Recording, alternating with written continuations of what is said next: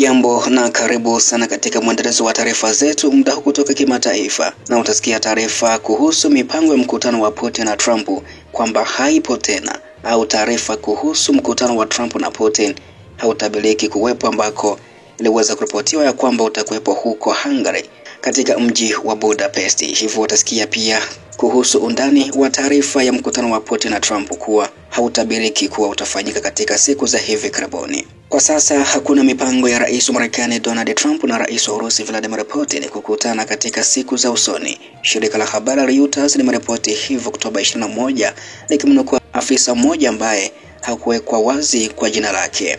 ambapo pia kulingana chanzo cha shirika hilo la habari limesema waziri wa mambo ya nje wa Urusi Bwana Sergei Lavrov pamoja na waziri wa mambo ya nje wa Marekani Bwana Marco Rubio pia hawana mpango wa kukutana ana kwa ana katika siku za usoni, ingawa walifanya wito wenye kuleta tija katika siku ya tarehe 20 mwezi huu. Habari hizi zinafuatia tangazo la Trump mnamo Oktoba 16 ya kwamba atakutana na Putin huko Budapest katika wiki zijazo ili kujadili juhudi za kumaliza vita nchini Ukraine. Mwandishi wa habari wa NBC anayefahamika kama Garrett Hake alisema kwenye mtandao wake wa kijamii wa X, zamani kifahamika kama Twitter, ya kwamba mipango ya mkutano wa kilele wa Budapest umesitishwa kwa sasa, ambapo kulingana na afisa mkuu ambaye hajafichuliwa kwa jina lake, pia taarifa hizi ni sawa na hizo ambazo zimeripotiwa na shirika la habari BBC na CBS News. Hali hiyo isiyotarajiwa inakuja saa chache baada ya maafisa wa Urusi kusema ya kwamba kazi ya maandalizi ya mkutano wa kilele wa Budapest bado inaendelea, ingawa hakuna tarehe iliyokubaliwa. Mkutano huo ulioandaliwa na waziri mkuu wa Hungary anayependelea zaidi Moscow Bwana Viktor Orbán ulipangwa kuwa mkutano wa pili kati ya Putin na Trump tangu Trump arudi ofisini mnamo Januari mwaka huu. Viongozi hao wawili walikutana huko Alasika katika mwezi Agosti 15 kujadili njia kumaliza vita nchini Ukraine, lakini walifanya maendeleo kidogo kuhusu mzozo huo. Mazungumzo ya ngazi ya juu yaliyopangwa yalikutana na mshangao huko Kiev, na miji mikuu mingine ya Ulaya yalipaswa kutanguliwa na mikutano kati ya washauri wakuu wa Marekani na Urusi wakiongozwa na Rubio na Lavrov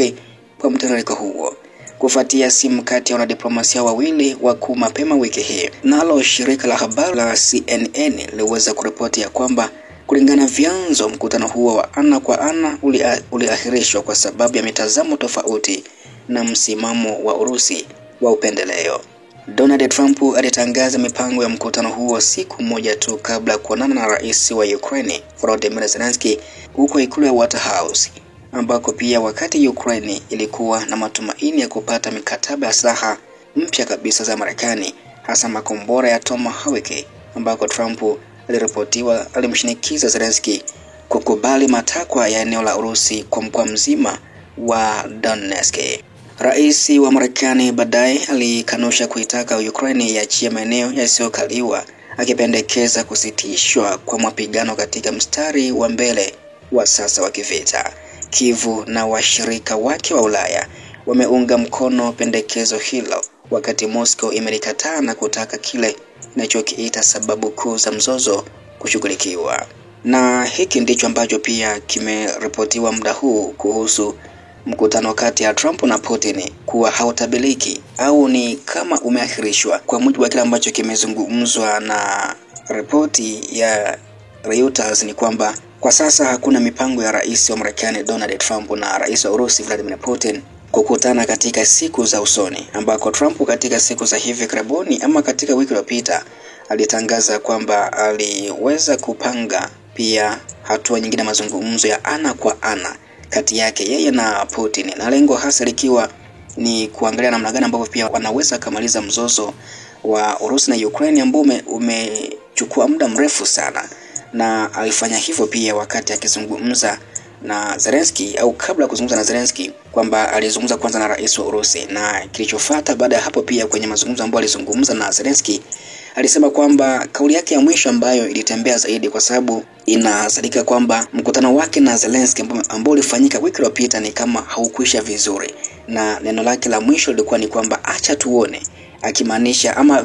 namna pia watu ambao wamechukulia ni kwamba kila ambacho alikizungumza na Zelensky, Trump alitegemea kupata pia mwelekeo mwingine baada ya yeye sasa kuzungumza na rais wa Urusi Vladimir Putin. Hivyo basi ni kama pia imeripotiwa ya kwamba hakuna mipango yoyote ya kukutana kati yake na Putin, basi pia inadhihirisha kwamba bado mzozo huu unaendelea kushika kasi ama unaendelea kukosa mwafaka wa jinsi gani ambavyo pia unaweza ukatatuliwa. Hivyo basi hiki ndicho ambacho kimezungumzwa muda huu. Acha lakini tuone kama kutakuwa na mabadiliko yoyote, basi pia nitakufahamisha hapa kama taarifa kuhusu mkutano wa Trump na Putin kufanyika lini, basi mimi nitakufahamisha hapa. Utapata pia nafasi ya kusikia hichi ambacho kwa sasa kimeripotiwa kuhusu mkutano kati ya Trump na rais wa Urusi Vladimir Putin. Na kusihi tu ya kwamba endelea kutufuatilia kila siku na kila wakati, ili pia taarifa zote ambazo tumekuwa tukiziweka hapa kwenye chimbo letu la habari za kimataifa JMTV, basi wewe wa kwanza kabisa kuzipata pindi tu ambapo tunakuwa tumezipandisha hapa kwenye chaneli yetu pendwa, ama pia chombo chetu pendwa kabisa cha habari za kimataifa. Unao nafasi pia ya kushare, kulike na kucomment, ili pia iwe rahisi kupata chaneli hii, na unaweza pia ukashare kwa ndugu, marafiki na jamaa ambao pia unatamani taarifa hizi waweze kuzipata kupitia chimbo letu la habari za kimataifa JMTV.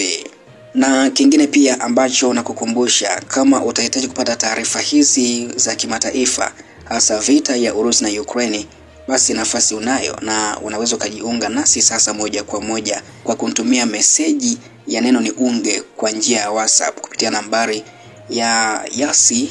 ambayo ni Tigo kwa zamani, kwa sasa ikifahamika kama Yasi, ya 0679619650,